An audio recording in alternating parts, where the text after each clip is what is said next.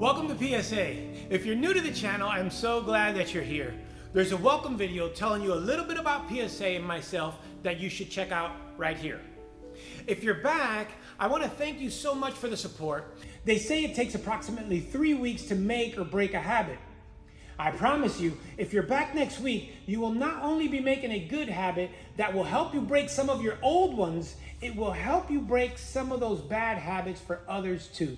We are so much better together, and I know you will always leave with more. Last Sunday for Father's Day, I mentioned that someone can be gone, but their spirit can live on. And that was what I was going to talk about today. But there's been a societal shift that has taken place with the overturn of ROE versus Wade, and I cannot ignore it. If you hear the helicopters and fire trucks and police cars outside, I'm in the middle of downtown LA while recording this, and it's complete chaos. It would be easier to be a coward and just not address it or ride the wave with the mob, but that's not me. So I want to preface this video by stating I know the sensitivity of the topic, and this was not always my perspective on it. It took most of my life to get here, and if you do not have an open mind, this will be triggering. You may choose to not watch this video at all or come back to it at another time. There's another fire truck that shows the state of turmoil that downtown LA is in. I cannot believe how numb we have become as a human race to one another. We fight for rights, we fight for equality, seemingly only when it brings us privileges. Then we might fight against other people's privilege because it seems to diminish ours.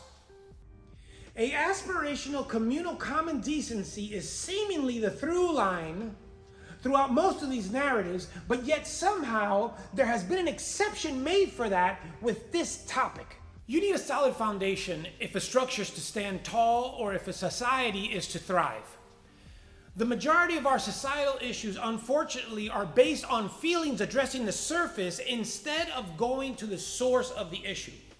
If you don't have fruit on a tree, you don't fix what the tree is showing on the surface.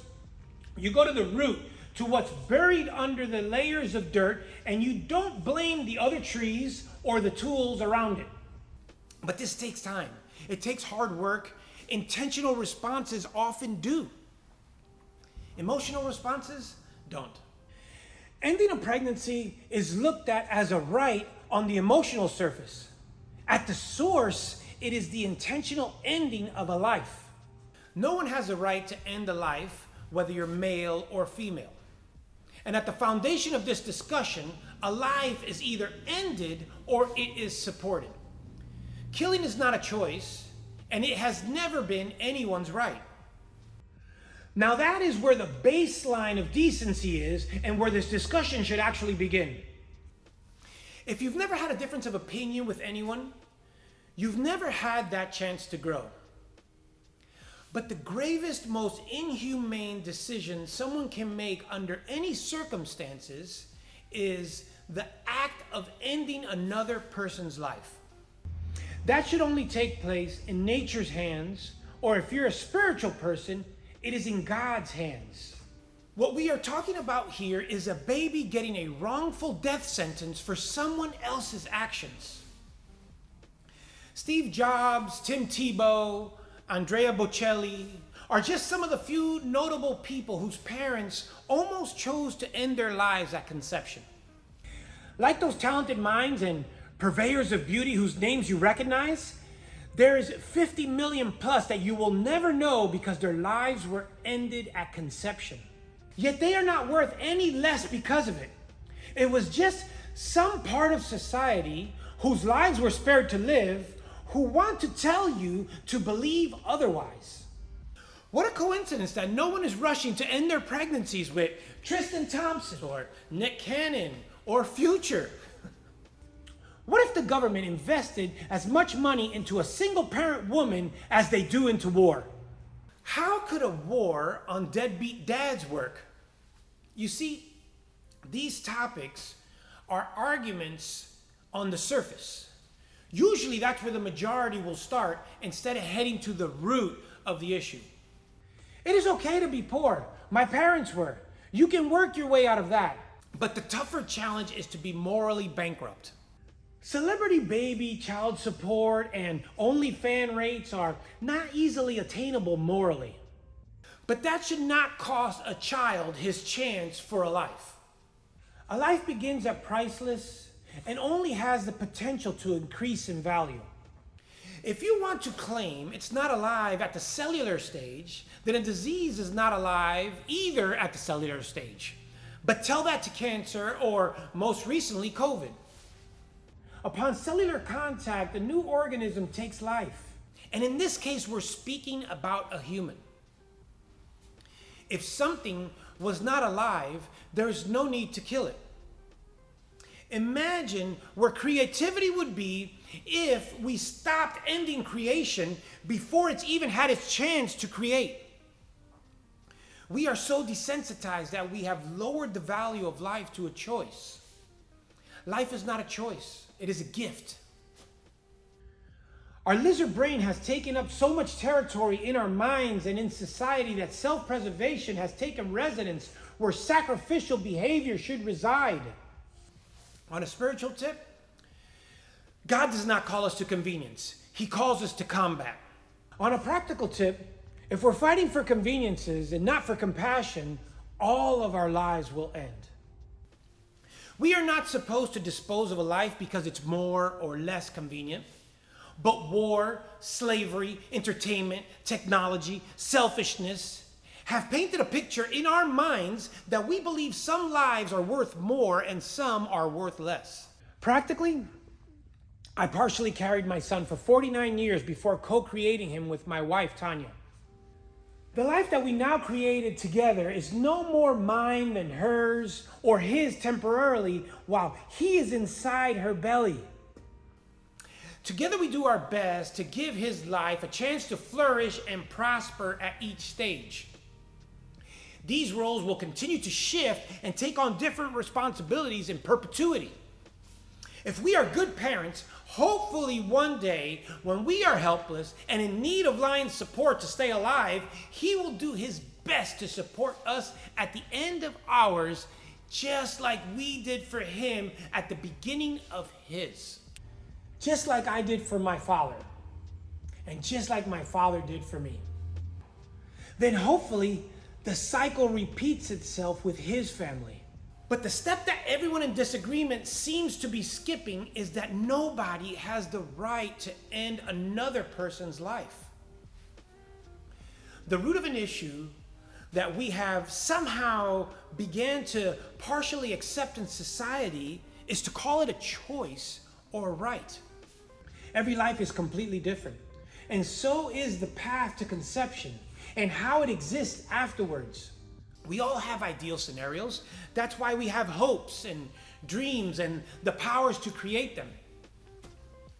Might some choices like an unideal pregnancy make those ideal scenarios a little bit more difficult and maybe even no longer possible? Yes. But that does not mean that it's right for us to take it upon ourselves to end a life because it may not be deemed as ideal, timely, or convenient. If that was the standard, we would just blow away anyone in our path with no remorse just to simplify our objective. If people can't tell people what they can do with their body in regards to someone else's life, we would have complete anarchy. Women would be mass murderers, and a lot of crappy men would be dead. But don't tell her what to do with her body. Statistically, even the worst case scenarios that cause a pregnancy consist of less than 2% of the pregnancies. Yes, I'm speaking about the vile ones. That does not justify the 98% of the lives that are being ended. Approximately 2,500 lives a day, about a life a minute.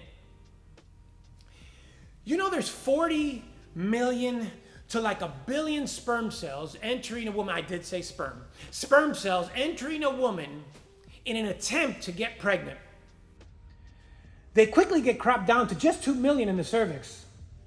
Then 1 million make it into the uterus. And only 10,000 make it to the top of the uterus. And only 5,000 actually go the right direction. I guess there's bad cell phone service inside the uterus. Only 1,000 then make it to the fallopian tube. A mere 200 swim past that to get to the egg, and only one fertilizes the egg. That's how I know my son is Cuban. He has a mean stroke. A child is not a choice. They are a miracle. I cannot stand by silently and accept that the majority of the lives being ended are black and brown. I have a daily reminder at my home. I want my family to take accountability for exemplifying a better choice. When there's a horrific mass shooting a few times a year or every other weekend in these poorly led cities, we lose a few dozen poor, innocent souls, and that causes a mass hysteria. But at the root of one, randomly, there's a few dozen people being killed. In the other, they're selectively killing thousands of people that are also potential students a day, and no one is fighting against that. If there would be any cause, plague, enemy producing those numbers of deaths that we were facing, we would all be together as one, fighting to put an end to that force. But somehow, we can't agree on this. Now, before I was a follower of Jesus or someone who even believed in God, I used to say, if God is real, when he comes to judge me, I'm following 5 out of the 10 commandments at least, so I'm batting 500 if it's baseball. Well, it only takes batting 300 to be considered a legend in baseball, so I'm okay. In my naivete, I always had an overarching sense of wanting to be good and do the right thing.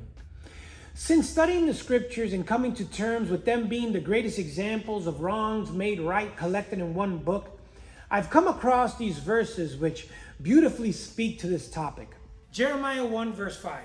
Before I formed you in the womb, I knew you. Before you were born, I set you apart. I appointed you as a prophet to the nations. And in Jeremiah 29:11 it says, for I know the plans I have for you, declares the Lord. Plans to prosper you and not to harm you. Plans to give you hope and a future. You see, if you're a believer of God, you know he knew you before he formed you. You were friends and he had big plans for you to prosper. And if you're not a believer, just know he still does, and so do I. Prospering looks different for everyone, but that does not diminish his well wishes for his greatest creation. For someone robbed of a life, a first breath would be considered prosperous. If you don't believe we're created in the likeness of a creator, although we seemingly have endless power to create, that might be where the root of this problem is. We don't have the same value for life. It is not by coincidence that the greatest pleasure in life is the one that bears another life. And the one that brings the greatest amount of pain is the one that takes another life. You don't need to believe in God to know right and wrong. It's built into our nature. But you can become influenced over time to sway in either direction. Yet somehow we find ourselves at this crossroad yet again because some believe that you're allowed to take someone else's life. It is not only unnatural, it is inhumane, which is counterculture to our species' original intent. This is what plagues our society since the beginning of time.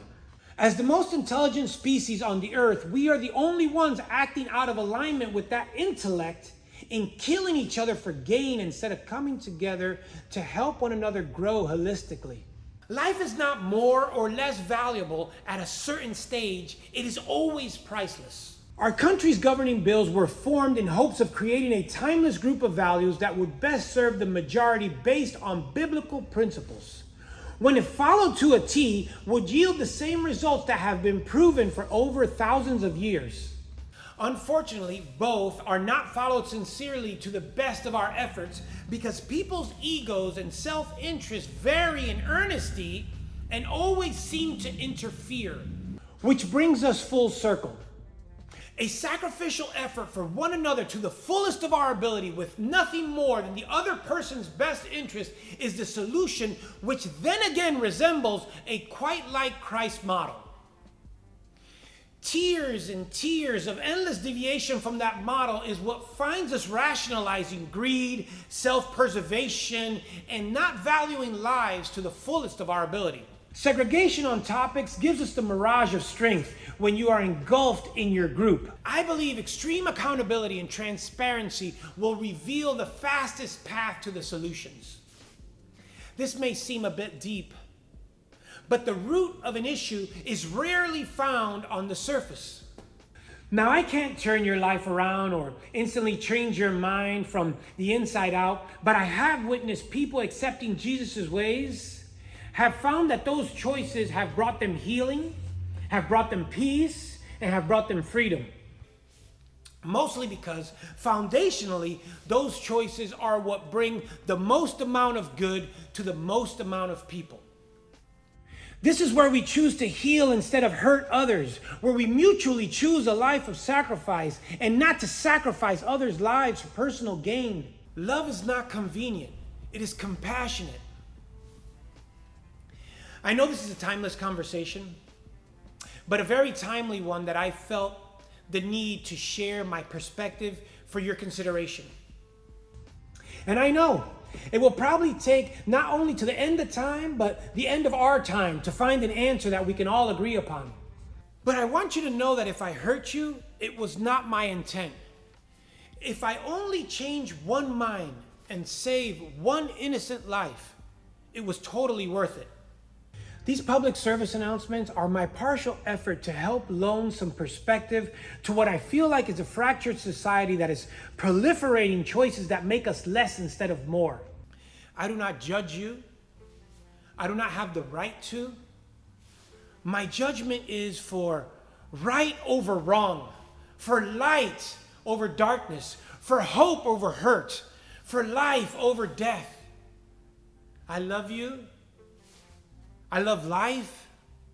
I love the fact that I was spared to experience it and to share it with others. And I believe that others should get that chance too. I know today was really heavy, but I hope you found some value in it. And if you did, please share it with somebody else who it could possibly help. And I look forward to the chance to seeing you at the next PSA.